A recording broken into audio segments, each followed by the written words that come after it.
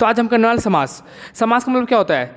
शब्दों को जोड़ के छोटा बना दे या बड़ी चीज़ को छोटा करना, उसे हम क्या कहते हैं? समास कहते हैं। आइए उसकी परिभाषा देखते हैं। दो या दो से अधिक शब्द मिलकर जो नया शब्द बना ले उसे हम क्या कहते हैं? समास कहते हैं। क्या कहते हैं? समास कहते हैं। समास के दो पद होते हैं, एक पूर्व पद होता है, एक उत्तर पद होता है। जैसे हम एग्जाम्पल लेते हैं, नील और कमल। नील क्या है? इसमें जो पहला वर्ड है उसे हम पूर्व पद कहते हैं, और जो बाद वाला है कमल उसे हम क्या कहते हैं? उत्तर पद। ठीक है। फिर जो बन के आया है, जैसे नील और कमल, नील कमल बन के आया ना, नील कमल। ठीक है। नील कमल को हम क्या कहेंगे? समस्त पद। क्या कहेंगे? समस्त पद। समस्त पद को हम समास कहते हैं। फिर से, नील और कमल। नील क्या है इसमें? पूर्व पद। कमल क्या है? उत्तर पद। और जो बन के आया है उसे हम समस्त पद कहते हैं, और समस्त पद को ही हम समास कहते हैं। वेरी गुड, समझ गए ना। जैसे एक और एग्जांपल देख रहे थे, राजा का पुत्र। राजपुत्र। राजा क्या है इसमें? पूर्व पद है, और पुत्र क्या है? उत्तर पद है। और जो बन के है राजपुत्र, वो क्या है? समस्त पद, जिसे हम समास भी कहते हैं। आइए आप समास के भेद देखते हैं। चलिए, सबसे पहले समास आता है अव्ययभाव समास। उसमें हमें कैसे पहचानेंगे? अगर प्रथम पद अव्यय होगा तो हम उसे अव्ययभाव समास कहेंगे। अब आप बोलोगे अव्यय क्या होता है? तो अव्यय वो होता है, जैसे कि मैं आपको स्क्रीन पे दिख रहा होगा, जैसे प्रतिदिन। जो प्रति है वो अव्यय है। यथाशक्ति, जो यथा है वो अव्यय है। प्रतिमास, प्रति जो है वो अव्यय है। ऐसे अगर आपको कहीं दिखता है तो वो किस में जाएगा? अव्ययभाव समास में जाएगा। ठीक है, उसे हम अव्यय समास कहेंगे। और दूसरा पहचानने का इसका तरीका है कि अगर सेम शब्द हुए, जैसे कि रातों रात, घर घर, है ना। अगर रातों रात घर, रात आगे भी है पीछे भी है, घर घर आगे भी पीछे भी है, पूर्व पद भी है उत्तर पद भी है ना, तो वो क्या होगा? वो भी अव्ययभाव समास होगा। ठीक है। और थर्ड इसका पहचानने का तरीका है, अगर प्रथम पद में उपसर्ग लग जाए, क्या हो जाए? प्रथम पद में अगर उपसर्ग लग जाए तो उसे हम अव्ययभाव समास कहेंगे। क्या कहेंगे? अव्ययभाव समास। जैसे कि आ जन्म, आ क्या है? उपसर्ग है। अब आपको उपसर्ग नहीं पता तो मैं बता देता हूँ उपसर्ग क्या होते हैं। जो शब्द के आगे जुड़कर एक नया शब्द बना दे उसे हम क्या कहते हैं? क्या कहते हैं? उपसर्ग कहते हैं। क्या कहते हैं? उपसर्ग कहते हैं। ठीक है। जैसे कि मैं आपको बताता हूँ, जैसे अध, उ, कु, दु, बिन, भर, स, प्रति, वी, आ, अन, चो, ये सब क्या हैं? उपसर्ग हैं। अगर ये किसी के आगे लग जाए तो क्या कर देते हैं? ये एक नया शब्द बना देते हैं। जैसे हम क्या लेते हैं? एक कु को लेते हैं। कु क्या है? एक उपसर्ग।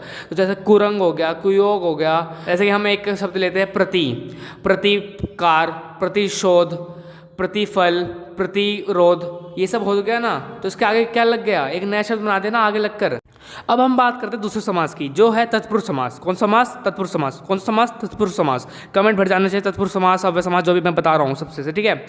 तो इसमें हमको क्या करना पड़ेगा? आपको कारक टेबल याद करनी पड़ेगी। वही वाली, कर्ता ने कर्म को करण से के द्वारा संप्रदान के लिए पदान से संबंध का की के अधिकरण में पर ऊपर, यही आपको याद करना पड़ेगा। ठीक है। जैसे मैं आपको एग्जाम्पल देता हूँ। ठीक है। गंगा जल, गंगा जल। ठीक है। तो उसको अगर हम विग्रह करेंगे, इसका हम विग्रह, ठीक है, तो क्या होगा? ये गंगा का जल। क्या हुआ? ये गंगा का जल। तो बीच में क्या आ रहा है? क आ रहा है। क्या आ रहा है? क। और क कहाँ आता है? तो हमारा उसमें कारक टेबल में कहाँ आता है? संबंध पे आता है। कहाँ पे आता है? संबंध पे। Very good. एक और हम लेते एग्जाम्पल, दुर्ग का पति, दुर्गपति। दुर्ग का पति, दुर्गपति। बीच में क्या आया? का आया। कहाँ कहाँ आता है? संबंध में आता है। ठीक है। एक और एग्जांपल लेते हैं फिर, समुद्र यात्रा, समुद्र की यात्रा। क्या? समुद्र यात्रा, समुद्र की यात्रा। बीच में क्या आया? की आया। क्या आया? की। तो की किस में आता है? फिर से संबंध में आता है। तो आपको इसमें से देखना पड़ेगा कि आपको ये कारक टेबल याद करनी है। ठीक है।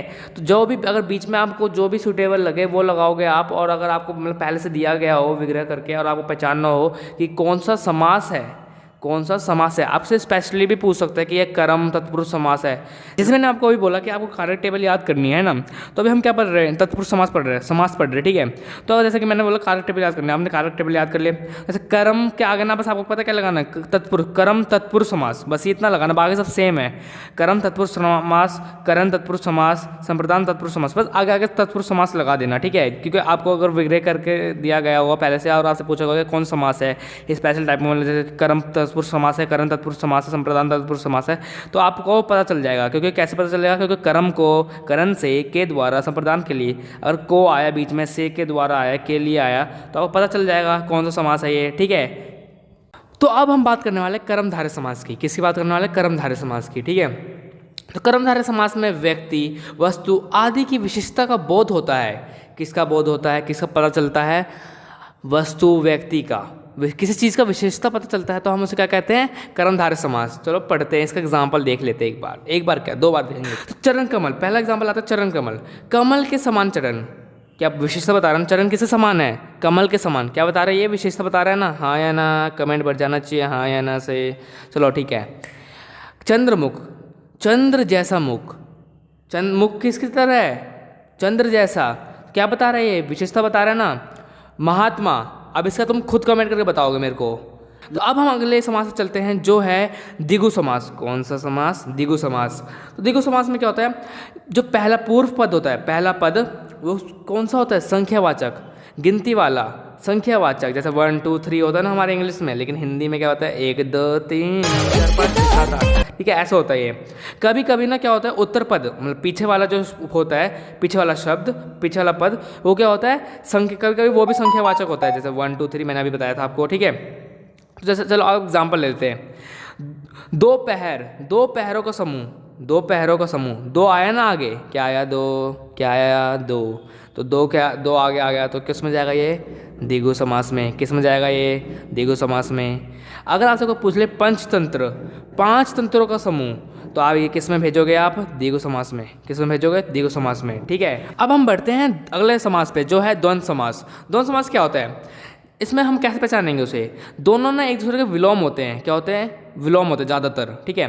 अब इस जैसे कि आप, जैसे मैंने एग्जांपल दिया आपको जलवायु, तो आप इसे कैसे लिखोगे, विग्रह मतलब कि अलग अलग कैसे करोगे, जल और वायु लिखोगे ना, है ना, क्या लिखोगे, जल और वायु लिखोगे ना।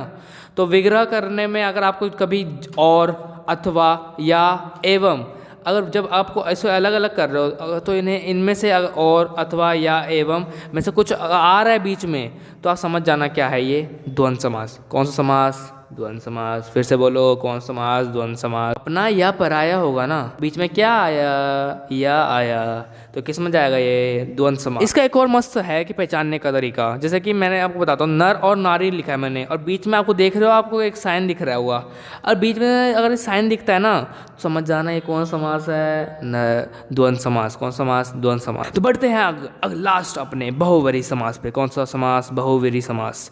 तो बहुवरी समास, ठीक है। तो इसमें क्या होता है, 2 पद मिलके तीसरा पद बनाते हैं, 2 पद मिलके तीसरा पद बनाते हैं, और तीसरा पद ही प्रधान होता है, तीसरा पद प्रधान होता है। क्या होता है ये, तीसरा पद प्रधान। तो आप इसे पहचानोगे कैसे कि ये भाई बहुवरी समास है, इसे तो मैं पकड़ लूँगा बिल्कुल ही बहुवरी समास है ये तो आपको क्या करना है, जहाँ कहीं पे भी वाला है, जो, जिसका, जिसकी, जिसके, वह आता है बीच में विग्रह करने के बाद, तो आप समझ जाना हो कि इसमें जाएगा बहुवरी समास में। किस में जाएगा, बहुवरी समास में। तो इसका एग्जांपल लेते हैं, आपको इसमें एग्जांपल आप समझ जाओगे, इसको पता कैसे, बहुत इजी है इसका, मतलब कि बहुत इजी, मतलब बहुत आसान से समझ जाओगे कैसे। जैसे मैंने एग्जांपल दिया आपको, एक शब्द गजानन, तो आप इसे विग्रह करने कैसे बैठोगे, गज का आनन है जिसका, अर्थात गणेश। जैसे अर्थात वर्ड के बाद कुछ भी आए ना, हमें अर्थात वर्ड देखते ही क्या आ जाना चाहिए दिमाग में, किस में जाएगा ये, बहुवीर समास में। किस में जाएगा, बहुवीर समास में। दशानन, 10 है आनंद जिसके, अर्थात रावण, अर्थात रावण, ठीक है। तो अब पहला आप कैसे पहचानोगे, अर्थात के बाद जो भी आ जाए समझ जाना कौन किस में जाएगा, ये बहुवीर समास में। और दूसरा में पहचानोगे आप कैसे, जैसे कि मैंने अभी बताया ना आपको, कैसे पहचानोगे, वाला है, जो, जिसका, जिसकी, जिसके विग्रह करने के बाद ये अगर आ जाए समझ आना किसका है ये, बहुवीर समास का, ठीक है। समास कंप्लीट हो चुका है, मैं डिस्क्रिप्शन में लिंक दे रखा है एक पीडीएफ का, उससे जाकर अभी सोल्व करो, अभी सोल्व करो, क्योंकि आपके दिमाग में बैठ चुका है, आपको समझ आ चुका है अभी, तो अभी सोल्व कर लोगे तो आपके दिमाग में अभी बैठा रह जाएगा, अब जब तक पेपर नहीं होंगे तो आपका दिमाग बैठा रह जाएगा। एक बार आप पेपर के टाइम पे रीड कर लोगे या समझ लोगे इसे, तो आपको बिल्कुल एक बार इसी वीडियो को चला लोगे, क्योंकि 10 मिनट की वीडियो है, तो आपको समझ में आ जाएगा 2 मिनट के अंदर। तो एक बार अभी इस पीडीएफ को कर लो आप, ठीक है। Always do it on my own, so I gotta get through it. And the only thing I know is to love what I'm doing. Never give up, never slow, till I finally prove it. Never listen to the